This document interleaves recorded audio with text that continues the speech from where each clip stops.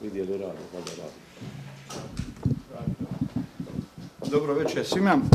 Dakle, mi smo dobili naš zadatak da napravimo analizu izgradnje groblja Dubac, dakle unutar zakonodavnog okvira koji regulira ovu materiju.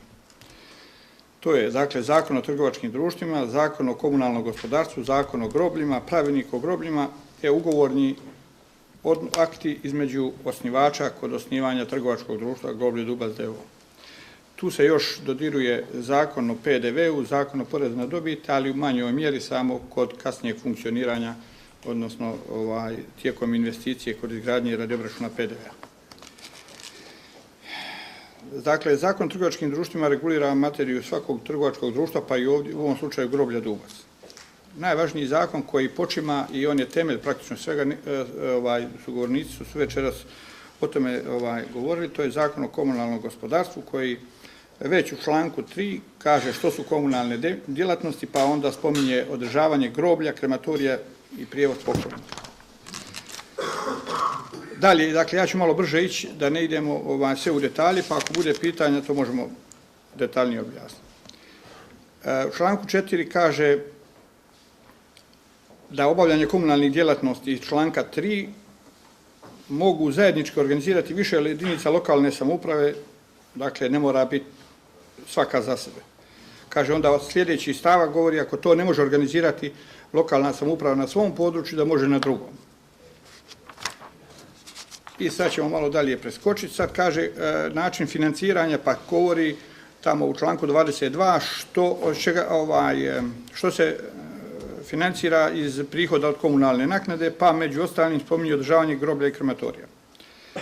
Kad je došlo do financiranja građenja komunalne infrastrukture, onda opet u članku 30 kaže da građenje objekata i uređaja komunalne infrastrukture spominje groblja i krematorije, a financiraju se iz, pa onda spominje pod 1 komunalnog doprinosa, proračuna jedinice lokalne samouprave, dakle naknada za koncesiju i drugih izvora utvrđenih posebnim zakonom. Ali ono što je bitno reći, dakle da predstavničko tijelo je to, jedinice lokalne samouprave je to koje mora donijeti program gradnje objekata i uređaja komunalne infrastrukture za svaku kalendarsku godinu. I onda navodi šta se sadržava i kako se o tome dalje referira, dakle svake godine iza mora podnijeti se što se uradilo po tom poslu. To je ukratko, dakle, iz Zakona o komunalnom djelatnosti. Dakle, vidjeli smo da taj zakon kaže da je to infrastruktura i kako se financira i kako se gradi. Sljedeći zakon koji uže malo o tome govori, to je Zakon o grobljima. I sad tu dolazi do malih nekih, ali mislim da smo to, evo svi su govornici to večera. Dakle, groblje su komunalni objekti u vlasništvu jedinica lokalne samouprave, na čijem se području nalaze. Dakle, bez obzira na način financiranja, oni su u vlasništvu jedinica lokalne samouprave. Bitno je znati, dakle, da su groblja, bez obzira koga korisnik, koga kupuje, da je vlasnik jedinica lokalne samouprave. Jer to ćemo kasnije kod razvrstavanja čiji je prihod i čiji je to posao da se brine o tome. I sad opet govori da predstavničko tijelo dužno svojom odlukom utvrditi, ukoliko ne može na svojom teritoriju, da se može to uraditi na drugom teritoriju druge lokalne jedinice organizirati. Dalje govori da način, dakle da jedinica lokalne samouprave na području gdje se nalazi to groblje je dužna otkupiti, jer govori da je njezino vlasništvo u prijašnjim člancima, znači dužna je otkupiti ili pokrenuti postupak izvlaštenja zemljišta za potrebe izgradnje groblja, u ovom slučaju je to općina Župa Dubrovačka, jer ona je jedinica lokalne samouprave gdje se nalazi to groblje. I sad govori prostorni plan, ali to su već rečeno, da najmanje mora brinuti brigu da to groblje ima mogućnosti sljedećih 30 godina da se ne mora, da planira najmanje 30 godina unaprijed za potrebe stanovništva tih lokalnih jedinica. I sad je bitno, govori Zakon o grobljima, govori o grobnim mjestima i grobnim naknadama. Imamo dvije, ono što grobne naknade.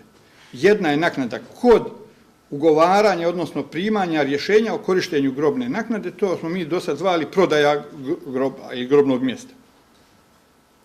To je dakle ona jedna kad ti općina donese rješenje da to imaš pravo na tom grobnom mjestu koristi to grobno mjesto za pokop. I drugo je ona godišnja grobna naknada koja se plaća kao usluga održavanja tog groblja. Dakle, ovdje govorimo o dvije grobne naknade, jedno je, nema kupnja, iako svi govorimo o kupoprodaji groba, dakle, uvijek govorimo o grobnom naknadi, jer je vlasništvo groblja i uopće infrastrukture jedinica lokalne samouprave tamo gdje se nalazi to groblje. Sad, dokumenti koji su do sada potpisani, to je već rečeno, dakle, sporazum o izgradnji groblja Dubac, to je između grada Dubrovnika i općine Župa Dubrovačka, ugovor o financiranju izgradnje groblja, u dosadašnjim, sad se nešto spominja drugi omjer, ali dakle, u dosadašnjim ugovoru o financiranju izgradnje groblja spominjalo se 80 učešće grad Dubrovnik, općina Župa Dubrovačka 20%. Društveni ugovor o osnivanju društva koji je osnovano sa 20.000 kuna kapitala, dakle, ima vlasnički udjel grad Dubrovnik 49, općina Župa Dubrovačka 51. I kao bitnu stvar, dakle, vlasnički odnos je ovdje čisto formalne naravi, jer u članku 8 stavku 2 koji je društvenog ugovora o osnivanju, tamo kad je registrirano u sudu, kaže da članovi društva osnivača ugovaraju kao bitni element ovog društvenog ugovora da se utvrđeni temeljni kapital neće mijenjati. Dakle, iz vlasničkog odnosa na trgovačkim društvom ne proizlaze nikakva, ajmo reći, prava značajna na groblje, nego je sve u pitanje ovog odnosa o financiranju i zajedničkog, dakle, iz tog ugovora o financiranju koji će doći, ili već ovoga koji je, dakle, pravo korištenja grada Dubrovnika, odnosno njegovih građana, i samo na temelju tog ugovora o financiranju. I sada, ja ne bih duljio, ovdje rekli smo to, dio toga već, dakle, što radi ko, što je napisano, što će se sve financirati iz ovog zajedničkog ugovora o financiranju, to je već dijelom spomenuto. Još jednu stvar je bitno, dakle, način financiranja izgradnje predujmovi, ne predujmovi, čiji je prihod? Prihod, mora se reći, kad grad Dubrovnik daje sredstva za financiranje, uvijek ih daje općini Župa Dubrovačka, a ne trgovačkom društvu Groblje Dubac d.o.o. Dakle, odnos između grada i općine je uvijek direktan, ne preko, ovdje društvo je to samo kao operativni, ajmo tako kazati, jedno trgovačko društvo koje će voditi izgradnju i kasnije raditi usluge koje, evo, se rade na svim ostalim grobljima. Ono što je bitno još samo reći iz ovih, ko je vlasnik groba? Rekli smo općina. A čega je vlasnik onaj korisnik koji potpiše, odnosno dobije to rješenje i plati nešto? Dakle, zakon, pa kasnije pravilnik to kaže, grobno mjesto je vlasnik i ono se ne uknjižava kao što se druga nekretnina uknjižava u zemljišnik ili ne znam gdje, nego samo na temelju ugovora se stječe pravo na to grobno mjesto. A grobna oprema, kako to ovdje suhoparno govore, to su grobna ploča i nadgrobni spomenik i ostale, to je kao grobna oprema, to je vlasnik, toga je samo vlasnik onaj korisnik koji potpiše, odnosno dobije rješenje od općine. Evo, ako bude pitanja, ja vam stojim na raspolaganju. Hvala vam lijepo. Hvala Žurvato. To me demolio samo, ako možeš najbolji crtama, malo o tomu delovanje inspektorske trase koji je radio idejni projekt Zestre, idejni projekt cjelokupne komunalne infrastrukture za groblje. To vam najpreće. Dobro, evo ja bih vas pozdravio ispred tvrtke Traser.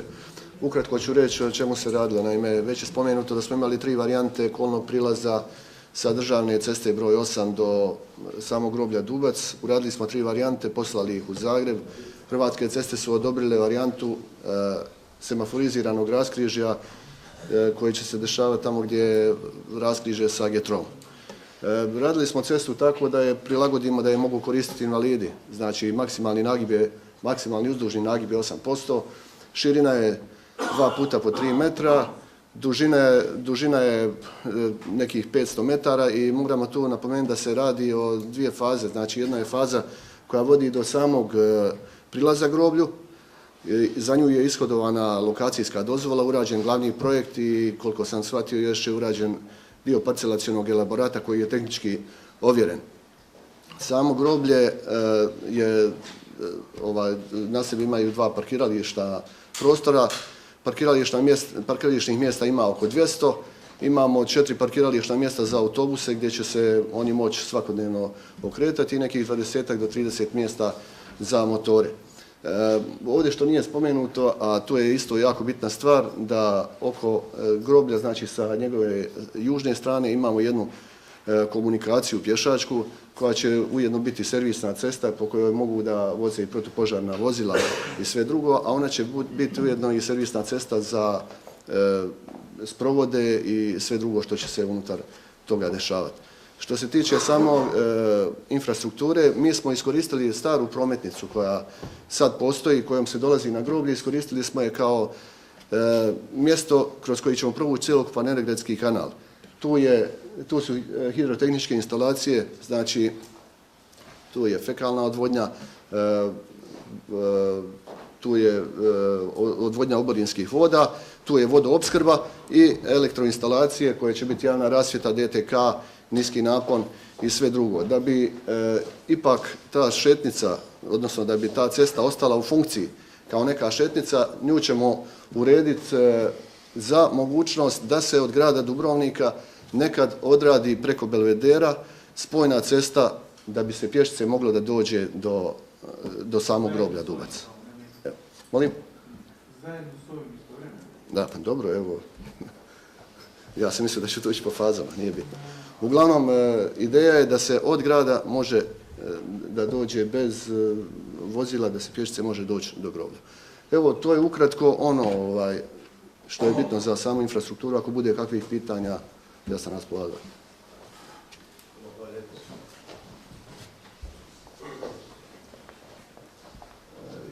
Ivo, ako može idemo. Ja da može sad direktora groblja gospodarnicu da nam reče o svim dosadašnjim razgovorima prilike ministri sa vlasnicima zemljišta, kao i sa procjenama vrijednosti, odnosno našim ponudama, dakle, zajedničkim grada i župe prema vlasnicima zemljišta i odložu. Evo, ja vam se zahvaljujem. Evo, naime, gospodin Andro je malo prije rekao da izgleda da je jedini problem u tome, a ostalo sve da je riješeno. Tako smo mi shvatili, jel? Tako ste i meni rekli.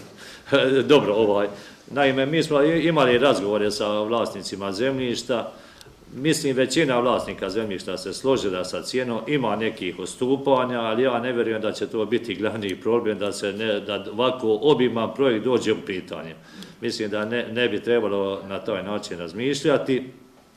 Zato smo mi večeras ovdje pozvali vlasnike zemljišta, ne očekujem da se večeras oni izjašnjavati, ali da budu upoznati ipak sa svime ovima. Drago mi je, vidim da ste se uglavnom svi odazvali. Činjenica je, evo ovdje, ovo je radila tvrtka Habitat GO, tu je gospodin Matko Perović koji, ako je potrebno, može obrazložiti sve ovo.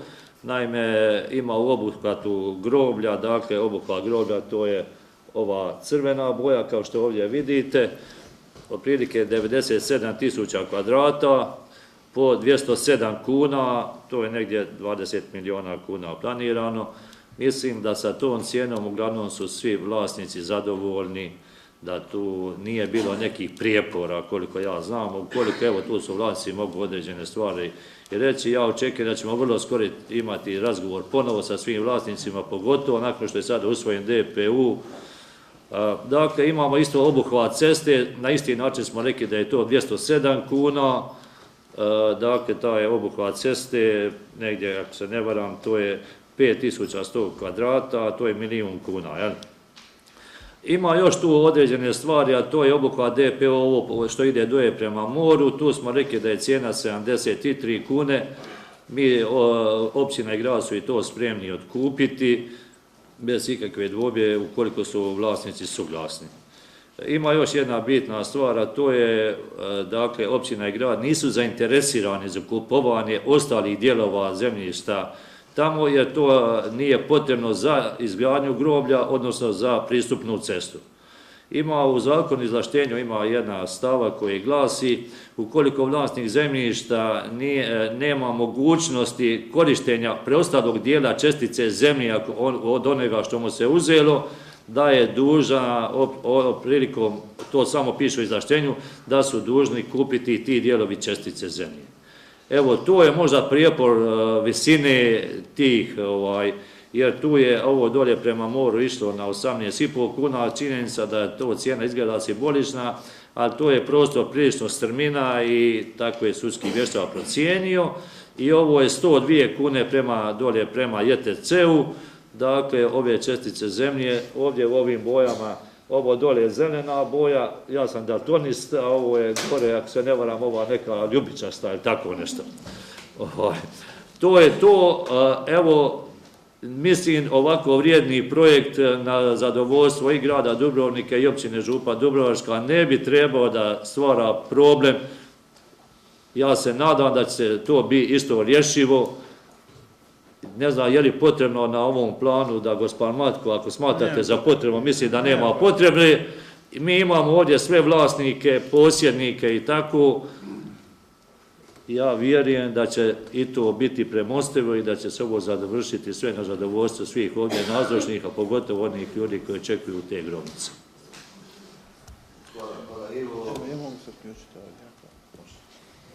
Ja bih se htio ovdje uključiti upravo sa ono što smo mi jučer imali razgovor, moj zamjenik, ja i naši ljudi iz groblja sa gospodarom Maslačem i gospodarom Nisom, da potpuno jasno kažem, grad Dubrovnik je apsolutno može i financijski i zakonski, jer ovdje je bitno i zakonski kupiti ono zemljište koje se nalazi u obuhvatu groblja, koji se nalazi u obuhvatu DPU-a i koji se nalazi na onim prostorima koje ne mogu imati nikakvu za vlasnike zemljišta, nikakvu drugu vrijednost, to je ovaj dio prema moru. Sve ono što je uz Jadransku turističku cestu između groblja mi niti smijemo kupiti po zakonu, niti zato imamo osigurana financijska sredstva.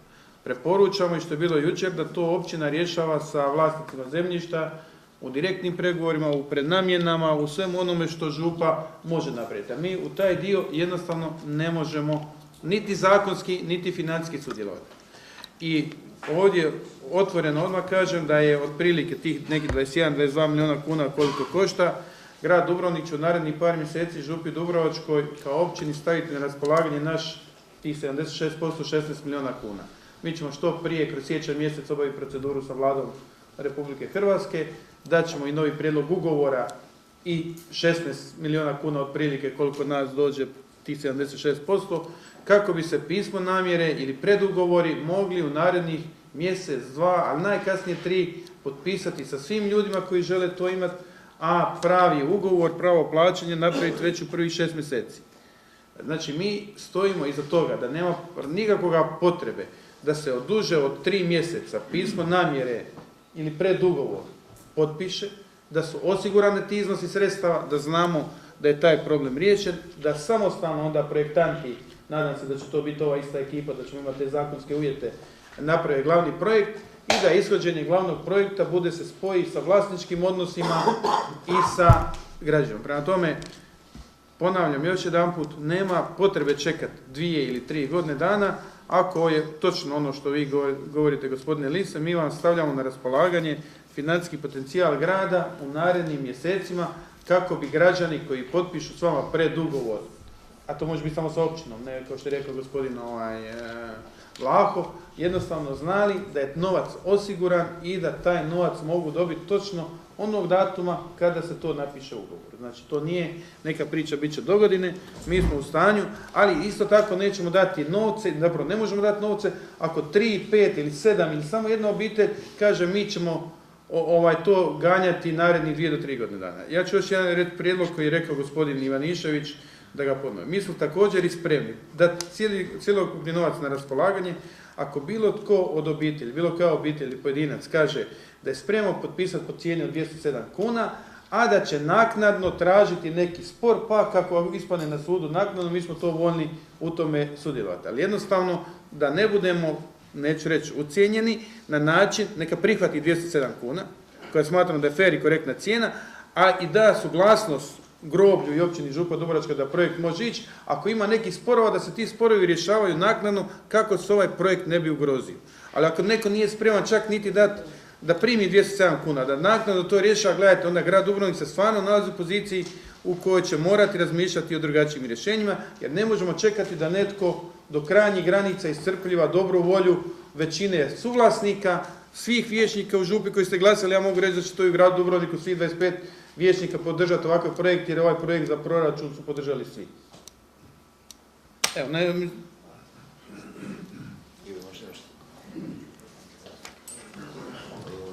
Dobro, meni je drago što zvačnik kako razmišlja, međutim, ja nažalost nisam vidovit, pa ne znam kako će vlasnici zemljišta reagirati. Dakle, ono što u ovom momentu možemo reći da dio vlasnika se slaže sa ponuđenim cijenama, čuli ste koji su te cijene, ovisno u kojem se dijelu obuhvatu nalaze.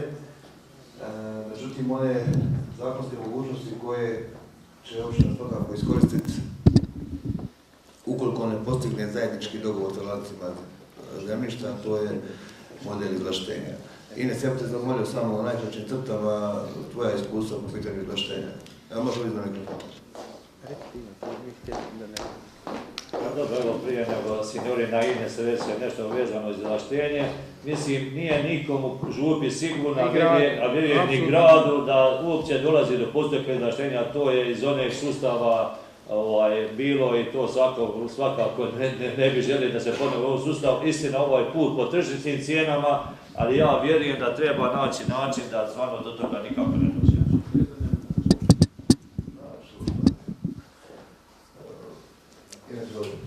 Evo, sve vas lijepo pozdravljam. Prema zakonu o izvlaštenju, postupak izvlaštenja je hitan postupak. Znači, zakonom nije utvrđen rok u kojem se postupak treba odraditi, ali je hitan postupak i prema našim saznanjima Ured državne uprave je rekao da oni to dosta brzo te postupke obavljaju ako se dobro pripremi. Znači, uz naš prijedlog mi bi trebali pokušati se sporazumiti sa vlasnicima i ukoliko do toga ne dođe, taj dokaz ćemo podnijeti uz prijedlog za izvlaštenje i onda to ide relativno brzo. Ukoliko dođe do žalbe, znači kad se donese rješenje o izvlaštenju, može se zatražiti čak od Vlade Republike Hrvatske hitno uvođenje u posjed. Tako i u tom slučaju neće ni žalba odugovlačiti samu realizaciju projekta.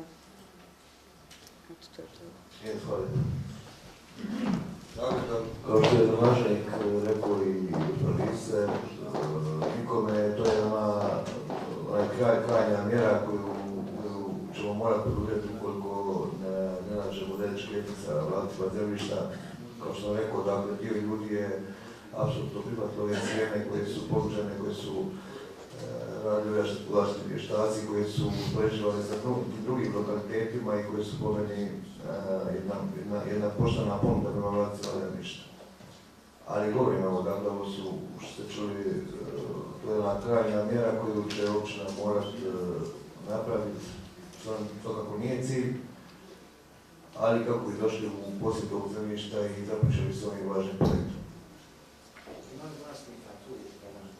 Mogu nam vlasnici sve pokazati da i njih čujemo? Ja znam da li su bili za neke od vlasnika, da li su svi tu, nisam siguran. I gospodin Dorostalić tamo.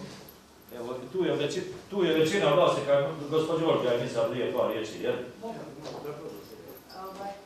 Ja bi se, prvo sam bolesna pa mi bruji glava. Ono što je gradonačelnik rekao, gradu Dubrovnika sigurno i svima vama se žuri nam se svima jeli. Ja bih htjela znati dokle se došlo sa vlasnicima. Dokle je došla priča s vlasnicima I imate li podatak, ako ga nemate sad, vjerojatno da ne, ali kad ćete ga imati, gdje može doći do problema? Jer u izvlaštenje, signorina, hvala vam, ali nekakvi banalni sudski sporovi koji mislite da će se riješiti u 5 dana traju. Prema tome, čim dođemo do izvlaštenja, znate, idemo u nešto što ne znamo kraja. Možemo li, naravno da to je gotovo sada, u skoro vrijeme, da ono bude što kraće, da stupite u kontakte s vlasnicima i da vidimo gdje su eventualni problemi, je li ih uopće ima, možda i nema, možda ćemo sa svim vlasnicima postaviti. Ja bih htjela to, vjerujem da će se tu i gradonačelnik složiti, jer to je ona prepreka za koju vidimo da može postati ozbiljan problem. Po meni jedino. I onda zaista ajdemo svi skupa uložiti napor da što prije vidimo je li to 1, 2, 3, 5 ili nema uopće problema. Jer izvlaštenje, čim spomenemo to, ja verujem to ne vidim. Pa koliko ja vidim, većina je vlasnika večeras ovdje, mislim, uglavnom čak i svi, istina na nekim četvrima zemlje ima 20-ak vlasnika, a predstavnici pojedinih vlasnika su tu, ovi ostali uglavnom su tu. Imaju li primjer promjena cijene, mogu li reći nešto? Pa ne znam, je li sad možda vrijeme da oni tako govore. Evo, ako neko od vlasnika želi nešto reći, slobodno. Nije bilo zamišljeno ovo, ali evo, ako neko od vlasnika se želi vratiti, slobodno. Ja bi ako mogu, ja bi se stvarno zahvalio na ovom iscrpnom izlaganju i svi mi koji smo dijelom ili uopće ili smo potpuno sudjelovali, sad stvarno imamo cjelovitu sliku o cijeloj priči. Ja bih samo spomenuo 2 pitanja ako mogu dobiti obrazloženje ili da se ono barem pripremi i radi mene, a i ja vjerujem da će svih interesirati. A pitanja su sljedeća. Prvo, spomenuti su projekti iz 1991. Po nekim mojim informacijama, ti su projekti dovedeni do toga da su čak i troškovnici sa cijenama ispunjeni. Jesu, koji je razlog zašto su oni napušteni, ne umanjujući vrijednost ovih, ovo je svakako dobar projekt, ali čisto da dobijemo odgovor koji je razlog da se išlo u kompletnu proceduru novu, ako je to već napravljeno. Ne vjerujem da je nekvalitetno napravljeno, ne znam detalje. I drugo pitanje, mogu li se dobiti stvarno tehničko obrazloženje zašto se išlo na drugu prometnicu, to sam pitanje postavio jučer, jer svi znamo, a vidjeli smo na onoj prvoj slici, ako možeš vratiti, da prometnica već postoji, da će kroz nju kompletna infrastruktura ići, a mi sad radimo novu za koju treba otkupljivati i zemljište i gradnju i tako dalje. To su sve milioni kuna koje ćemo sve mi zajedno platiti. Evo vidi se tamo prometnica, zašto se ona nije mogla iskoristiti, koje je to obrazloženje Hrvatskih cesta da neko postojeće stanje se ne može valorizirati, naravno uz jasno uređenje samog križanja, nego se moralo ići na kompletnu novu prometnicu koju vidjeli smo iz proračuna košta 6 milijuna kuna, nije zanemariva cijena. Evo ja ću sad djelovičan odgovor ponovno obzirom da prva varijanta je bila ta, ja sam radio reviziju 90. godine, sam bio tad u GP-a i radili smo reviziju ove prometnice. Zašto su Hrvatske ceste prihvatile jednu, a ne drugu varijantu? Mi smo tražili to u pisanom obliku da nam se sauči.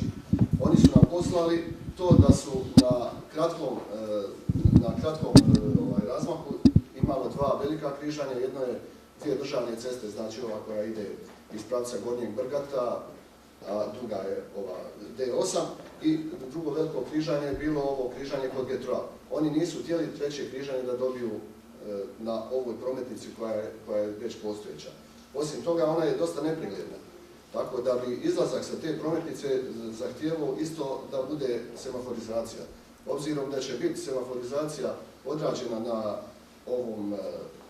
na Getrovu, onda je bilo nelogično da budu 2 semafora na državnoj cesti na tako malom postojanju.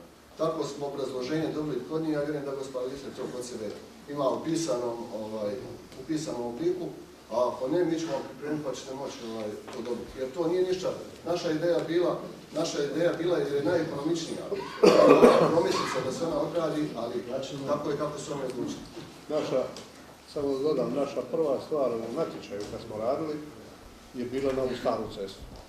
Tu je bio spoj. Na staru cestu i natječaj kao tako je bio usvojen, ali na to onda moraju dati, kad radite projekte, Hrvatske ceste moraju dati suglasnost. I onda kad je ovdje bilo sad ovaj problem koji je nastao, onda je nastao da jednostavno ne može, da stara cesta može ostati kao pješački dio te prometnice. A ovo što ste rekli, 1991. ja se ne mogu sjetiti točno taj projekt, a to je GP nešto radio oko toga. I to je trebalo uskladiti sa prostorno-planskom dokumentacijom, koja valjda nije bilo usklađeno i nije bio raspisan natječaj, nije se moglo, ali niti je bila situacija tada. Tek je sazrala negdje 2000. godine, evo bivšeg načelnika tu, pa me kaže, on je sazrala situacija da se to raspiše, da se raspiše taj dio natječaja. Izvolite. Mislim da je, pitanje mi je gospodina Šalje potpuno razumljivo, jer upravo u ovom dijelu, dakle, na zemljištu gdje prolazi ova prisutna cesta, tu imamo najveće probleme u imovinskom smislu u rješavanju u otkupu zemljišta. I dakle, ja bi također bio sretniji da su Hrvatske ceste prihvatile onu varijantu gdje je danas postojeća cesta koje su vremenom koristilo javno poduzeće Čistoća, koje znači potiče na terenu uz jednu rekonstrukciju, onda nažalost Hrvatske ceste to nisu prihvatile, nego dali su suglasnost na ovo rješenje, dakle na postojećem raskrižju za poslovnu zonu. Znači, ovaj krak drugi sugerirali su dakle pravo tu varijantu. Što tiče ovih projekata, sam rekao u uvodu da je znači krajem 80. godina rađeni su projekti, koliko ja znam, nisam nikad vidio te projekte, ali koje imam saznanja u kojoj su uopće fazi napravljena ta projektna dokumentacija, ne znam. Znam da je radio to projektni biro GPA, a da je on praktično bio naručitelj izrade te projektne dokumentacije, da je to uradio Urbanistički zavod grada Trebinja. Dakle, oni su to radili. U kojoj fazi je to završila ta priča, evo iskreno ne znam. Lile, vi ste, mislim... Ja sam samo htjela pitati, ova cijena od 18 kuna, koja je procjena valutna, ja smatram da cijena ta više nigdje ne postoji. I onaj procjenitelj vam više neće procijeniti 18 kuna, jer ta cijena ne postoji. Nema. Sada ste vi 18 kuna. Vi ste odredili obuhvat i sad do njega isto nakon, ista vrijednost. I vi da stavite 18 kuna. Gdje to postoji? Nema nigdje. Evo pitajte jednog procjenitelja, da li je ovo više ništa procijenio 18 kuna? Ja ću vam reći, gospođo, gdje postoji. Postoji u općini Dubrovačko Primorje na vlasništvu ljudi gdje se gradi granični prijelaz na samome moru. Procijenjeno je ispod te cijene značajne. Na samome moru? Na samome moru, na prelazu prema Neumu, vlasništvo... Pa gledajte, ja to dobro znam zato što je to i vlasništvo i obitelji i sela odakle ja dolazim. Znači, procijenjena cijena smiješna. Ali trebate provjeriti i priče... Dobro. Ja neću ulaziti u tu priču. Ja ću predložiti kao skupština društva, mislim, jer grad čini skupštinu društva zajedno sa župom. Mislim, to je da mi tijekom siječnja već zajedno sa gospodinom Ivaniševićem koji je župljanin i koji u ime grada Dubrovnika tehnički vodi upravu, se napiše pismo namjere ili za svakoga vlasnika, da mu se ponudi to pismo namjere i da to već ide u prvoj polovici siječnja, u kome svakome vlasniku se ponudi ovi uvjeti koji su rečeni ovdje i da dobijemo odgovor od vlasnika. To pismo namjere će imati neke elemente predugovora. To ćemo provjeriti zajedno sa gospodinom Lisom Nardelijem jer mora općina biti uključena sa pravnicima. Tako da imamo iskaz volje da vlasnici, to je suvlasnici ovog zemljišta, prodaju zemljište koje je nama bitno za potvrdu na glavni projekt. A to je obuhvat u DPU i ceste. I stavit ću im varijante, ove koje sam već rekao, znači da prihvaćaju tu cijenu, plaćena će biti u roku par mjeseci datum definirati, da prihvaćaju cijenu, a da su voljni pokrenuti neki spor utvrđivanja da će pristati na tu cijenu i da neće sprečavati prodaju groblja, ili da će zakonskim uvjetima tražiti da se ne prihvati ta cijena, tražiti nešto drugo. Mislim, to su jedne tri varijante koje su moguće.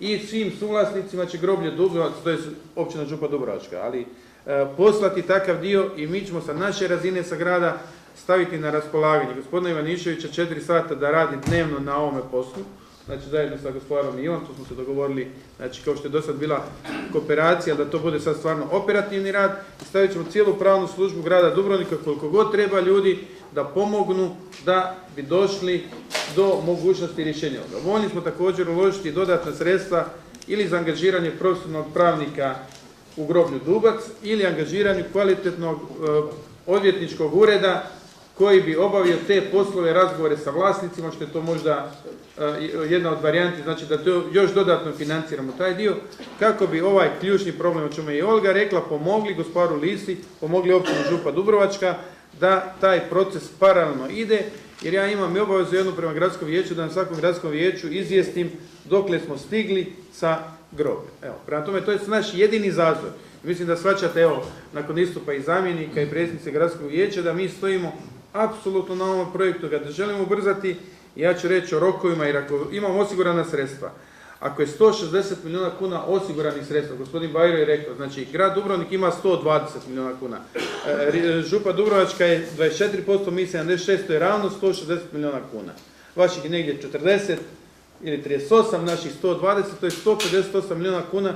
Ja ne znam gdje se danas može u Hrvatskoj naći 158 milijuna kuna koji su spremni ljudi uložiti i smatraju da zato, jer to je bila dobrovoljna anketa, da bi oni bili zadovoljni sa tom cijenom koju smo im ponudili, a nema potrebe značajno povećavati cijenu, ona može biti mala korekcija nakon provedenog javnog natječaja. Prema tome, Župa i grad imaju, njihovi građani, osigurani 160 milijuna kuna, ogromni napor je napravljen za ovih 6 godina, stvarno ogromni napor. I šteta da sada ne identificiramo možda 1, 2 ili 3 problema ili nijedan i da kažemo stisnemo ruke jedni drugima, ljudi dobiju svoje novce najkasnije do 6. mjeseca 2012. godine i imamo potpisano. Što se tiče grada Dubrovnika, još jedna stvar. Mi garantiramo za svih naših 80 milijuna kuna. Gospodin Usarić je rekao, neće se prodavati groblje, neće se graditi groblje, oni ljudi koji, tako smo napisali u anketi, koji nisu spremni dati 10% akontacije sa time. Neće se napraviti groblje, nema ga ko isfinancirati. Neće nikakve banke financirati. Nego moraju ljudi točno reći, spremni su dati 10% akontacije, kada? Onog trenutka kada su imovinsko-pravni poslovi riješeni i onog trenutka kada se radi glavni projekt, da možemo reći ljudima 1.12. ili 31.12. znači za Božić, za godinu dana, će biti raspisan natječaj za izgradnju groblja. Prije nego što bude raspisan natječaj za izgradnju groblja, što se tiče Dubrovčana, župa može odlučiti drugačije sa svojim sugrađanima, novac kod banke treba biti osiguran u cijelosti, tako da tvrtka koja počne graditi groblje zna da ima svih 160 milijuna kuna na računu. Mi kao grad nećemo potpisati ugovor bez da svih naših 120 milijuna kuna ne deponiramo preko banke na žiro račun općine Župa Dubrovačka. Garantiram, tek tada ćemo dati suglasnost ljudima u upravi da potpišu račun sa time. Prema tome, to je dogovor i mi garantiramo za svakog našeg čovjeka da će on kupi grobnicu odmah. Nema prodaje grobnica kasnije. A ono što smo dogovorili, da ćemo graditi otprilike 10% grobnica više, što za socijalu koji će plaćati grad i župa omjerima, što za ljude koji će se pojaviti naknadno, ali za njih će biti drugačija cijena, jer smo tako rekli. Biće trgovačka cijena i oni koji plate imat će tu povlaštenu cijenu koja zadovoljava ove uvjete.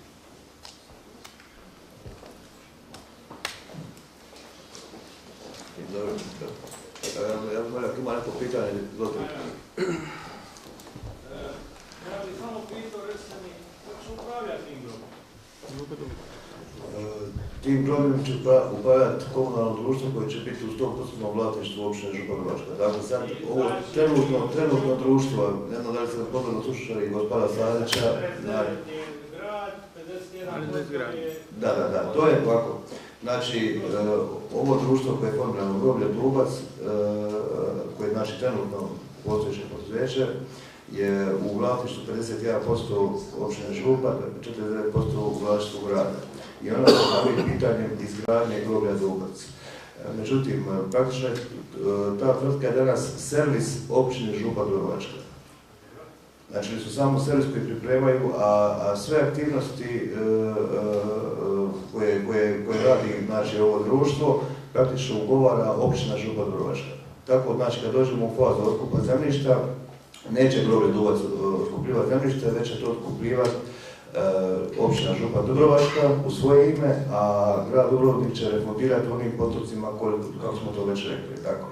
Kad se jedan dan to groblje izgradi, onda će se formirati novo trgovačko društvo koje će brinuti i održavati u tom groblju. Prema svim onim iskustvima koje imamo i u Hrvatskoj i u svijetu, takva groblja, odnosno trgovačka društva koja se bave u tom djelatnosti nisu profitabilna. Znači, imate dvije varijante. Ili ćete građanima nametnuti nekakve naknade koje će plaćati za održavanje tih grobnih mjesta, pa će to biti, ne znam, sad na pamet kažem, 1000 kuna godišnje, možete na takav način, i onda će grad i župa sufinancirati onu razliku troškova. Ili možete staviti da to košta 3000 na grobnom mjestu, pa će onda komunalno društvo poslovati pozitivno, tako. Međutim, ovo je ne radi se o nikakvom komercijalnom proizvodu, radi se o jednom komunalnom proizvodu koju moramo riješiti svojim građanima, isto kao što moramo dovesti do svake kuće vodu, tako moramo riješiti ovo. Kad, drugim riječima, ono što je gospodin Savić govorio, kad bi ovo počivalo na uplatama građana, grobno mjesto ne bi koštalo ovih 60-70 tisuća kuna, nego bi koštalo 140 ili 150 tisuća kuna, i tad bi se ova investicija pokrenula izgradnjom grobnih mjesta. A to ne možemo dopustiti jer znači da nam niko ne bi kupio grobno mjesto, tako? Meni je to jasno, mene interesira, sad ću vam reći, jer ja radim u Boninu, ogromno poduzeće Bonino, koje je u vlasništvu i grada i župe Dubrovačke. Pa me sad interesira iz aspekta djelatnika u Boninu, što će se događati, mislim, pitao sam ko će upravljati, odnosno ko će vršiti ukope na tom novom groblju, s obzirom da i župa i grad imaju već pogrebno poduzeće. Dakle, istina je da je grad većinski vlasnik javnog poduzeća Boninovo, općina je tu suvlasnik s nekih par posto. Praktično vi za župu ne radite ništa, radite sve isključivo za grad, tako? Vi ne održavate nijedno od postojećih groblja na području župe. Ja pitam sada konkretno za Dubac. Rekao sam dakle da nakon završetka izgradnje formirat će se novo trgovačko društvo u 100% vlasništvu općine Župa Dubrovačka koje će održavati tim novo izgrađenim grobljem. I vršit će ukope, prevoze, sve. Apsolutno. Znači, Župa Dubrovačka i grad osnivaju konkurentsku firmu za... Mogu li ja sada da, pazite, nemamo se šta objašnjavati. Ili ćemo groblje, još ne znamo da li ćemo groblje napraviti ili nećemo. Ako otkupimo zemljište i damo novce, gradit ćemo groblje. Ako ne otkupimo zemljište, nećemo graditi groblje. A šta će biti kasnije, ajmo napraviti groblje, nek svaki pojedinac dobije svoju grobnicu, koji je to izrazio želju, a apsolutno posla za sve, sa izgradnjom groblja Dubac posla ima za sve. Samo na području grada Dubrovnika mi ne upravljamo sa malim sovskim grobljima, njih 10-ak, vjerojatno ko što je ovdje u župi ovih sa time, a trebali bi upravljati. Znači za sve ljude ima sasvim dovoljno posla, nažalost bilo je bolje da ima posla više u rodilištu, a manje na grobljima, ali ajmo mi napraviti posao, izgraditi groblja, o tome će grad i župa, ja se nadam, prijateljsku i dobru suradnju, kao što vidite imamo je i danas. Imamo je cijelo vrijeme, ali ja moram kao gradonačelnik, rekli gospođa Murati, mi moramo štiti interes 1200 ljudi. Ne možemo se dovesti pred zid da kažemo da 6 godina radimo posao, ozbiljni posao, od 2006. do danas, a da zbog male 2 prepreke to ne možemo završiti. Evo, a groblje... Mislim da nema razloga da se, s obzirom na ovakvu kvalitetnu suradnju između dviju jedinica lokalne samouprave, to ne nastavi sutra i upravljanje. Da iskoristimo svu infrastrukturu koju već u Boninovu imamo, nego da se osniva nova tvrtka. Dobro, naravno. Mi radimo zajedno i čistoću, i vodovod, i 100 stvari imamo. Niti župa može bez grada, ni grad bez župe. Mislim da je to nešto što je vidljivo u svakodnevnom kontaktu. Evo, pa i današnja sjednica 2 vijeća pokazuje u to da je suradnja na visokoj razini. Znači, mi zajedničku sjednicu. Može. Pa evo, sad bi se nadovezao na gradonačelnika Dubrovnika, ja se Ivica Car, većina me ovdje od vas pozna, neki koji me poznaju, eto, predstavio sam se, ne govorim ni ime stranke u kojoj jesam, niti kao poduzetnik, da neko ne bi mislio, nego kao stanovnik Župe Dubrovačke koji sam zainteresirao za grobno mjesto. Samo što je gradonačelnik Lokšić rekao, i vijeće jedno i drugo. Ja vidim ovdje sve lijepo izloženo općina Župa Dubrovačka je učinila, mislim da je učinila jedan dobar dio posla, međutim ova zadnja dva natpisa u Dubrovačkom vjesniku niko nije negirao. Ono što je gospođa Olga Murati postavila je pravo pitanje ovdje na pravom mjestu, jer mislim da smo mi ovdje zato, a da vi dva općinska vijeća, to je više stvar politike, rješavate između jedne i druge općine ujedno sa vlasnicima ovih zemlja koje je za izvlaštenje. Moje pitanje je samo bilo, nadovezalo bi se na pitanje gospođe Olge Murati, koja je jedna od istina ili neistina u Dubrovačkom vjesniku, a bilo ih je mislim više neistina, i stvorilo jednu cijelu euforiju s kojom je vjerojatno i ovaj danas sastanak ovdje napravljen. Da li je istina da je to izvlaštenje, ako se taj vlasnik žali na žalbu sudu u Strasburu, da traje 7 do 20 godina, kao što je bio veliki naslov u Dubrovačkom vjesniku? Hvala. Kako meni podao, to su lovačke priče, to ne odgovara istini. Evo, čuli smo malo prije upravo što zakon o izvlaštenju, što predviđa, ja ne mogu se precizirati točni rokovi izvlaštenja.